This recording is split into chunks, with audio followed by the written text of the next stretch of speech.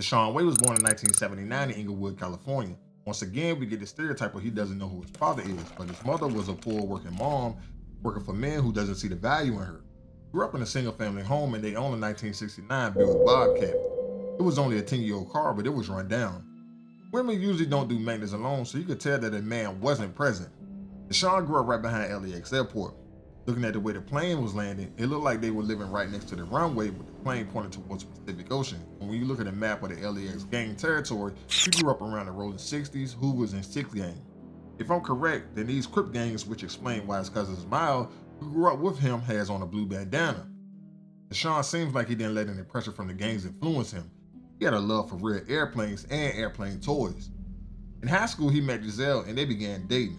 Now, she graduated, but I'm not sure about Nashawn, but I got a gut feeling that he did. I couldn't tell because he didn't do anything with his life afterwards. In 1997, after graduation, Giselle was set up to go to college, but she didn't want to go because she wanted to stay there with Nashawn. He wanted to ask her to marry him. As we can see, he has a box for a ring inside his hand before he put it in his pocket, but he didn't.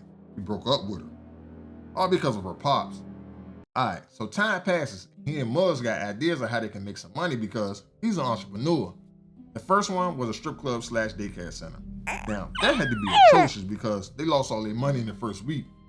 I don't know if they was taking care of the cost of the business or if they was paying the strippers or the parents probably were blackmailing them to give them money or they were going to the cops. We would soon learn that Nashawn Wade's life would change forever. One day, Nashawn was taking an all-white worldwide airline flight 119 to I don't know where, and I'm going to come back to that. While on his flight, he ate some beef stroganoff, which is a Russian dish with a lot of wild ingredients, and it flipped his stomach upside down to the point that he got to go take a dump. Now, keep in mind, beef stroganoff is known for having foodborne illnesses in the beef that causes, guess what? Diarrhea. Well, he only stand about 5'4", and I'm not inflating it, but he got stuck in the toilet seat, and when the stewardess went to release the pressure on the toilet, she mistakenly released the luggage that had his dog named Dre in it, and the luggage and the dog was caught in the engine of the plane. Now, before I go any further, I got something that I want to clear up. Now, the Nashawn dog Dre is a mini pinscher, which gets around about 11 pounds max. Not saying that it can't get up to 20 pounds, but normally it's around that weight. Now, it was forced to go in the cargo when it could easily have gone in a bag or overhead. Second, the stewardess that gave him the beef stroganoff is the same lady that leased the bags. She has an attitude from the get-go. Third, if items are released from the cargo bay and fly into the engine, 9 times out of 10, that engine is going to catch fire and cause an emergency landing. Simple things like birds will call the engine to catch fire, like the UPS plane recently.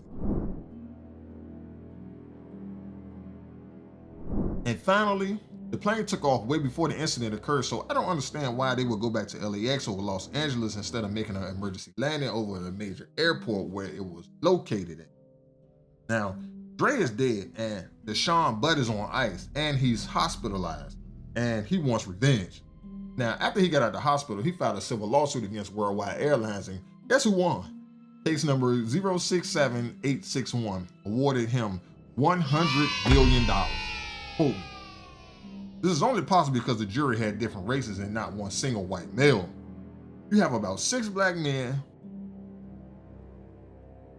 1 black woman, 2 white women, a Chinese, an Indian, and a Spanish woman. There's no way possible he was going to lose this lawsuit.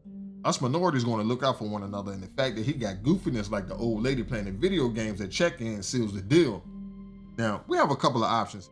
Since the airline lost a lawsuit, then usually they would go and appeal the decision, which will take a very long time and it was sent it to a high court. But from my investigation, the Superior Court in LA and the courtroom from the Nashawn Wade case is exactly identical room, which means this is the higher court. Appeals were already done, so this is how we got to this decision. Now, with this $100 million, he decided to start his own airline.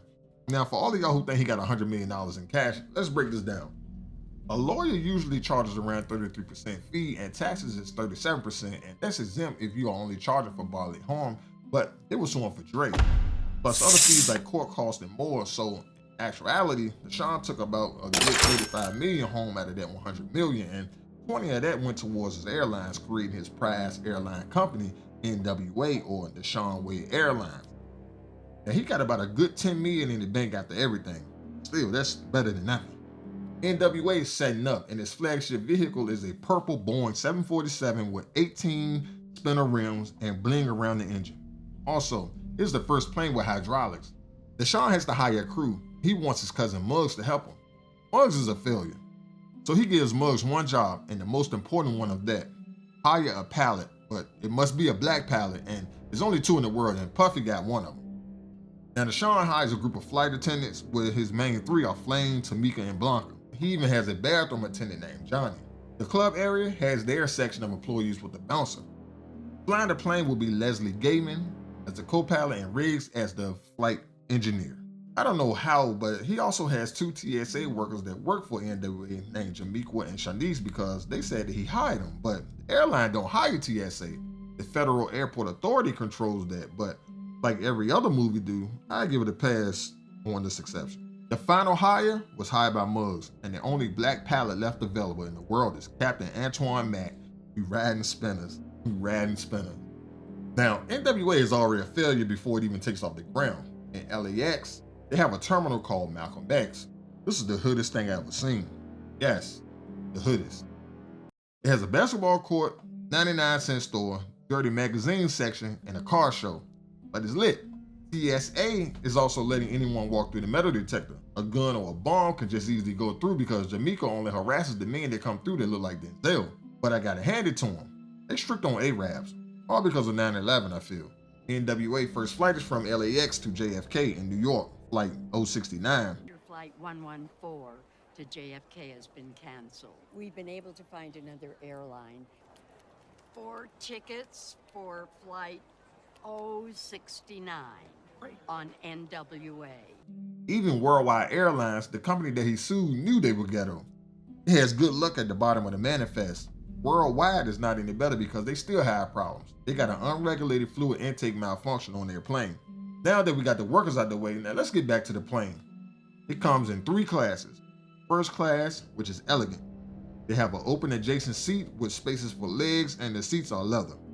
They serve wine, lobster, filet mignon, and duck for dinner. Middle class is sort of the same layout with leather seats, but the seats are pointed towards each other with the table in the middle. Food selection is probably the same because the lady has a glass of wine in her hand. And last is low class. They got overhead money lockers for bags, standing rails, a TV with antennas, old hotel walls like Motel 6, and they serve 40 ounces, fried chicken, and Alizé liquor.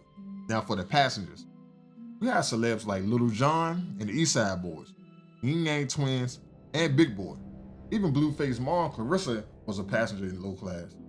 All types of people for real, sailors, trans, priests, etc. Now, if you notice about what we talked about earlier from the neighborhood Nashawn grew up in, Captain Mac knows Muggs, and Mac is a Crip from the look of his resume. Nashawn even peeped that and said that. Crips, no Crips. Mac's Crip paper, Muggs blue bandana, and always wearing blue. Nashawn cousin that grew up in the neighborhood behind LAX, Crip neighborhood. Damn, I'm good. I'm good. Hey, just like black folks, the plane is late for takeoff, and when it does, it's a comedy show. I'm not going to go into details about what goes on this plane because this is about Nashawn's life, but just know the pilot halfway dies, the co-pilot dies, and the flight engineer disappears after he goes to pee. Now, I really think the LGBTQ got a hold of him back there. Saw how they tried to break into that cockpit. Now, it's hella locks on that door. This again is the playoff of 9/11 where the planes went down over Pennsylvania cockpit that was broken into. Long story short, Nashawn had to land the plane on his own and he landed it in Central Park where the emergency landed. Now, I think that he would be suited to infinity and I believe he would go broke again. Now, I don't think he really cares about that because he got to link back up with Giselle and she don't care if he's broke or not because they've been there before. But the money is a bonus. But before he hits that courtroom, him and Muggs tried one more adventure that night. A strip club in the sky was created. Only convinced me to start the first strip club in the sky. Now, I have nothing else to say, but if you find out that I left out some or you don't agree with me, please let me know. Peace.